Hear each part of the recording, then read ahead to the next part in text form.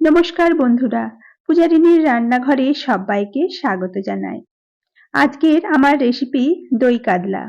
দই কাতলা প্রায় প্রত্যেকেরই একটি খুবই পছন্দের রেসিপি। বাড়িতে গেস্ট আসলে বা যে কোনো ছোটখাটো অনুষ্ঠানে আপনারা খুবই সহজ পদ্ধতিতে আমার মতো বানিয়ে নিতে পারেন দই কাতলা। দেখতেও যতটা সুন্দর, খেতেও খুবই টেস্টি হয়। তাহলে চলুন দেখে নেওয়া যাক। দই কাতলা বানানোর জন্য সবার প্রথমে এখানে আমি 5 পিস কাতলা মাছ নিয়ে নিয়েছি। মাছটা আমি খুব ভালো করে পরিষ্কার করে ধুয়ে নিয়েছি। এখন মাছের সঙ্গে আমি মিশিয়ে নেব 1 চামচ লবণ আর 1 চামচ হলুদ গুঁড়ো। এখন হাত দিয়ে লবণ আর হলুদ গুঁড়োটাকে মাছের সঙ্গে খুব ভালো করে মিশিয়ে নেব। আমি এখানে 5 পিস পেটির মাছ নিয়েছি। এখানে আপনারা পেটি, গাতা যে কোনো মাছই নিতে পারেন, তবে দই কাতলা পেটির মাছ দিয়ে করলেই খেতে বেশি টেস্টি হয়। এখন আমি মাছটা সরিয়ে রাখলাম আর এখানে আমি মশলার জন্য নিয়ে নিয়েছি 1 ইঞ্চি আদা, 6 কোয়া রসুন আর 4টে কাঁচা লঙ্কা। আর এখানে নিয়েছি আমি একটা বড় সাইজের পেঁয়াজ, বড় বড় করে টুকরো করে কেটে নিয়েছি। এখন এই সব কিছুকে আমি মিক্সিতে দিয়ে একটা পেস্ট বানিয়ে নেব। দেখুন, পেঁয়াজ, আদা, রসুন আর কাঁচা লঙ্কা আমি মিক্সিতে একটা ঘন পেস্ট বানিয়ে নিচ্ছি। এরপরে গ্যাসে আমি একটা কড়াই গরম করে নিয়েছি আর তাতে আমি দিয়ে দিলাম 3 থেকে 4 টেবিল চামচ সর্ষের তেল। তেলটা গরম হলে আমি লবণ আর হলুদ মাখিয়ে রাখা মাছগুলো একে একে কড়ার মধ্যে দিয়ে দিচ্ছি। এখন অপেক্ষা করব এক পিঠটা ভাজা হওয়ার জন্য। কিছুক্ষণ মাছগুলো আমি এক পিঠটা ভেজে নেব হালকা করে। এরপরে মাছগুলো আমি উল্টে দেব অপর পিঠটা ভাজা হওয়ার জন্য। মাছগুলো আমি মোটামুটি 3 থেকে 4 মিনিট সময় নিয়ে লাল করে ভেজে নিচ্ছি। দেখুন, মাছগুলো মোটামুটি বেশ লাল হয়ে ভাজা হয়ে গেছে। দই কাতলার জন্য মাছ খুব বেশি কড়া করে ভাজার দরকার নেই, মোটামুটি হালকা করে লাল করে ভাজা হলে মাছগুলো আমি কড়া থেকে নামিয়ে নেব।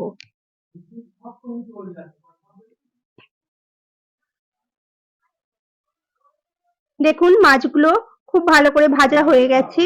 এখন আমি একে একে মাছগুলোকে কড়া থেকে উঠিয়ে নিচ্ছি। সব মাছগুলো আমি একে একে কড়া থেকে তুলে নিলাম।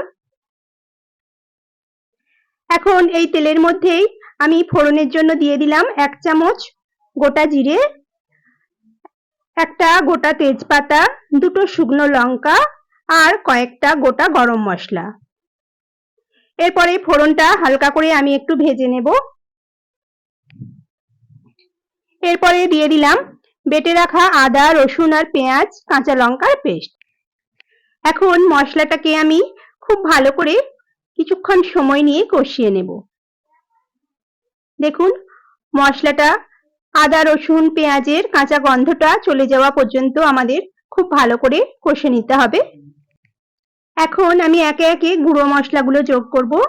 দিয়ে দিলাম 1 চামচ স্বাদ মতো লবণ, 1 চামচ কাশ্মীরি লঙ্কা গুঁড়ো, হাফ চামচ ধনে গুঁড়ো আর দিয়ে দেব হাফ চামচ জিরে গুঁড়ো। এখন সমস্ত কিছুকে খুব ভালো করে আবারও আমি কষাতে থাকবো। দেখুন, মশলাটা ভালো করে কষানোর জন্য দিয়ে দিলাম বাটিটা ধুয়ে সামান্য অল্প একটু জল। এরপরে আরো মিনিট 5-6 সময় নিয়ে আমি মশলাটাকে কষে নেব। মশলাটা আমার প্রায় কষানো হয়ে এসেছে। এখন আমি এর সঙ্গে যোগ করব ফ্যাটানো টক দই। এখানে আমি 4 টেবিল চামচ টক দই নিয়েছি। আপনারা ফ্রিজ থেকে সঙ্গে সঙ্গে বার করে টক দইটা ব্যবহার করবেন না। রুম টেম্পারেচারে মোটামুটি 10 থেকে 15 মিনিট বার করে রাখবেন, তারপরে ব্যবহার করবেন। দেখুন, আমরা সবকিছু জানলেও মাঝে মাঝে খেয়াল থাকে না। আমি সঙ্গে সঙ্গে ফ্রিজ থেকে বার করেই টক দইটা ব্যবহার করেছি। দেখুন, হালকা কেটে কেটে গেছে। এখন ভালো করে মশলার সঙ্গে আমি টক দইটাকে কষিয়ে নিলাম কিছুক্ষণ। দেখুন, এই রকম সুন্দর তেল ছাড়তে শুরু করেছে।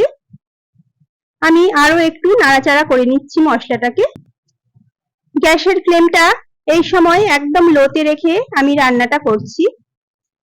এখন ভেজে রাখা কাতলা মাছগুলো আমি মশলার ওপরে দিয়ে দিলাম। এরপরে দিয়ে দেব 1 বাটি হালকা গরম জল। এখন মাছগুলোকে খুব ভালো করে আমি ঝোলের সঙ্গে মিশিয়ে নিচ্ছি। এই দই কাতলাতে বেশি গ্রেভি রাখলে ভালো লাগে না, তবে আপনারা যদি বেশি গ্রেভি রাখতে চান তাহলে আপনাদের পছন্দ মতো আরো একটু বেশি জল দিতে পারেন। এখন মাছগুলো আমি ঝোলের সঙ্গে খুব ভালো করে 2 পিঠ উল্টে পাল্টে মিশিয়ে নিলাম।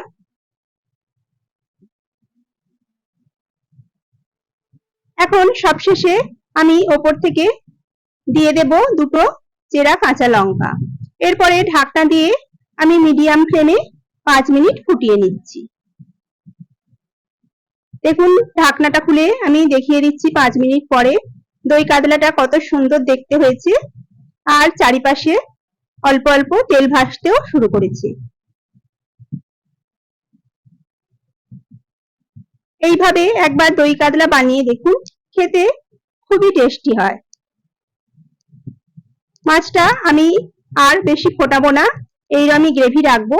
এখন ওপর থেকে দিয়ে দিলাম 1/2 চামচ গরম মশলার গুঁড়ো, আর দিয়ে দিচ্ছি সামান্য অল্প চিনি।